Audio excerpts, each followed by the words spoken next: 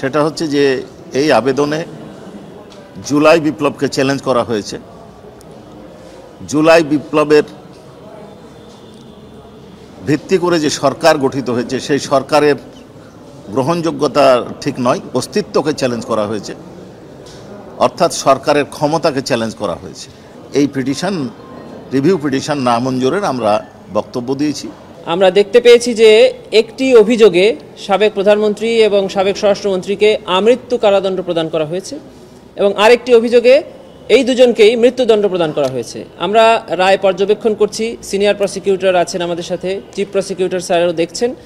আমরা প্রাথমিকভাবে সিদ্ধান্ত নিয়েছি যে অভিযোগে সাবেক প্রধানমন্ত্রী শেখ হাসিনা এবং সাবেক স্বরাষ্ট্রমন্ত্রী আসাদুজ্জামান খান কামাল সাহেবকে আমৃত্যু কারাদণ্ড প্রদান করা হয়েছে, এই দুটি অভিযোগের বিরুদ্ধে প্রসিকিউশনের পক্ষ থেকে অ্যাপিলেট ডিভিশনে অ্যাপিল করা হবে এই শাস্তি বাড়িয়ে মৃত্যুদণ্ড করানোর জন্য। তিনটি গুরুত্বপূর্ণ মামলা বিচার এবং দরখাস্ত শুনানির জন্য দিন ধার্য ছিল। ট্রাইব্যুনাল 2-এ জাসদ নেতা এবং মানবতা বিরোধী মামলার অন্যতম অভিযুক্ত জনাব হাসানুল হক ইনু তার চার্জ ফ্রেমিং আদেশের বিরুদ্ধে একটা রিভিউ অ্যাপ্লিকেশন দিয়েছিলেন। সেই রিভিউ অ্যাপ্লিকেশন শুনানির জন্য আইটেম নাম্বার 1 হিসাবে আসে, কিন্তু আসামি পক্ষের কোনো বিজ্ঞ আইনজীবী উপস্থিত না থাকায় শুধুমাত্র প্রসিকিউশন পক্ষে learned chief prosecutor Tajul Islam শুনানি করেছেন এবং তাদের রিভিউ অ্যাপ্লিকেশন বাতিলের আবেদন জানিয়েছেন এবং বাতিলের আবেদন জানার কারণ হিসাবে যেটা উল্লেখ করেছে সেটা হচ্ছে যে এই আবেদনে জুলাই বিপ্লবকে চ্যালেঞ্জ করা হয়েছে। জুলাই বিপ্লবের ভিত্তি করে যে সরকার গঠিত হয়েছে সেই সরকারের গ্রহণযোগ্যতা ঠিক নয়, অস্তিত্বকে চ্যালেঞ্জ করা হয়েছে, অর্থাৎ সরকারের ক্ষমতাকে চ্যালেঞ্জ করা হয়েছে। আরও বেশ কিছু কথা বলা হয়েছে যেগুলো আদালতের জন্য অপমানজনক বলে আমাদের কাছে মনে হয়েছে।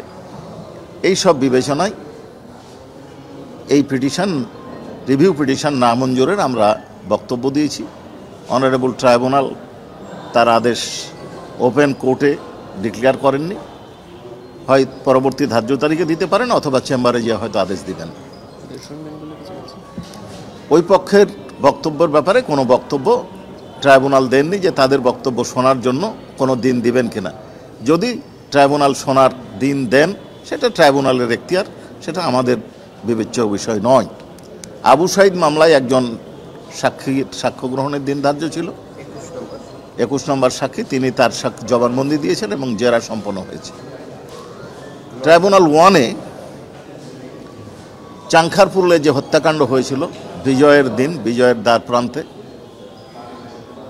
সেই মামলার তদন্তকারী কর্মকর্তার জবানবন্দি শেষ হয়েছে। জবানবন্দি শেষ হওয়ার পরে তাদের জেরা করা হয়েছে। জেরার পরে আজকে তাকে আমরা 2টো পয়েন্টে রিকল করেছিলাম, রিএক্সামিন করেছি। তাদের জেরা সম্পন্ন হয়েছে। জেরা সম্পন্ন হওয়ার পরে একটা পিটিশন ডিফেন্সের পক্ষ থেকে দেওয়া হয়েছে, যেটা ফর্মালি দাখিল না হওয়ার কারণে এবং অনারেবল ট্রাইব্যুনালের বাকি 2জন মেম্বার না থাকার কারণে যিনি সিটিং জাজ উনি শুনানি করতে চাননি। তবে এটার দিন ধার্য নিয়ে কিছু কথাবার্তা আমাদের মধ্যে হয়েছে। আগামী 11 তারিখ তাদের দরখাস্ত শুনানি এবং রাষ্ট্রপক্ষের বা প্রসিকিউশন পক্ষের যুক্তিতর্কের জন্য দিন ধার্য হয়েছে। তাদের দরখাস্তের বিষয়বস্তু ছিল একজন আসামি পক্ষে তারা সাফাই সাক্ষী দেবেন। যেহেতু দরখাস্ত ফর্মালি উপস্থাপন করা হয় নাই, তাই সেই দরখাস্তের বিষয়বস্তু সম্পর্কে বা মেরিট সম্পর্কে আমরা আপনাদের সামনে কোনো কিছু বলতে চাচ্ছি না। জি, আপনাদেরকে অসংখ্য ধন্যবাদ। হ্যাঁ, আসামির নাম হচ্ছে আরশাদ হোসেন এবং তিনি 3জন মনে হলো, 3জনের নাম দিয়েছেন, 3জন সাক্ষীর নাম দিয়েছেন। এই হচ্ছে বিষয়। 30 তারিখে তাদের দরখাস্ত শুনানি এবং যুক্তিতর্কের দিন ধার্য হয়েছে। যদি তাদের দরখাস্ত অ্যালাউ হয় তাহলে যুক্তিতর্ক হবে না, পরবর্তীতে ডিডাব্লিউর জন্য দিন থাকবে।